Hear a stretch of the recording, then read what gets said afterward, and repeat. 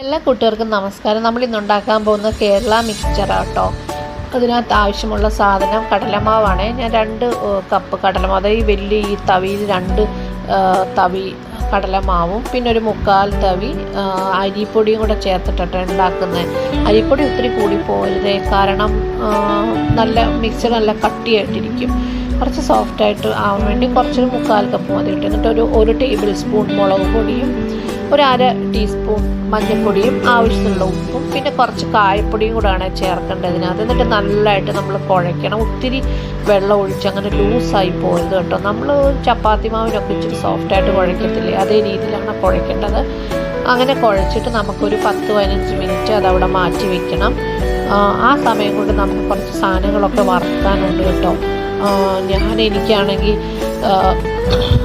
കായപ്പൊടി ഉണ്ടായിരുന്നില്ല, അപ്പോൾ അതുകൊണ്ട് ഞാനുണ്ടല്ലോ കായത്തിൻ്റെ കഷ്ണം ഇട്ടത്. അപ്പം ഞാനോടത്ത് ഇത് ഇങ്ങനെ കുഴച്ച് കഴിയുമ്പോഴത്തേക്ക് അത് അലിഞ്ഞങ്ങ് പൊക്കോളുമല്ലോ എന്നുള്ളൊരു പ്രതീക്ഷയിലാണ് അങ്ങനെ ചെയ്തത്.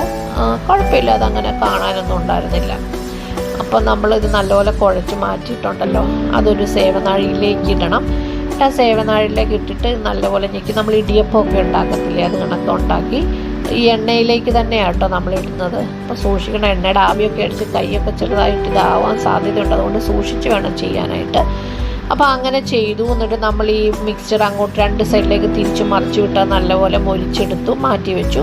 എന്നിട്ട് കുറച്ച് കപ്പലണ്ടി വറക്കണം. വറുത്തിട്ട് അത് നല്ലപോലെ വറുത്ത് മാറ്റി, കുറച്ച് മുളക് പൊടിയും കൂടെ കപ്പലണ്ടി കച്ചച്ച് അത് മാറ്റി വെക്കണം.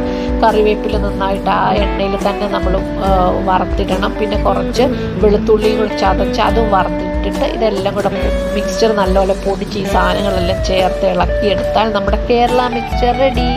അപ്പം നമുക്ക് കൊടുത്തു നോക്കാം കേട്ടോ. മോന് അവൻ കഴിച്ചിട്ടുണ്ട്, നല്ലതെന്ന് പറഞ്ഞു. ഓക്കെയാണ്, നമുക്ക് പെട്ടെന്ന് ഉണ്ടാക്കിയെടുക്കാൻ പറ്റുന്നൊരു സാധനമാണ്. അപ്പോൾ താങ്ക് യു ഫോർ വാച്ചിങ്.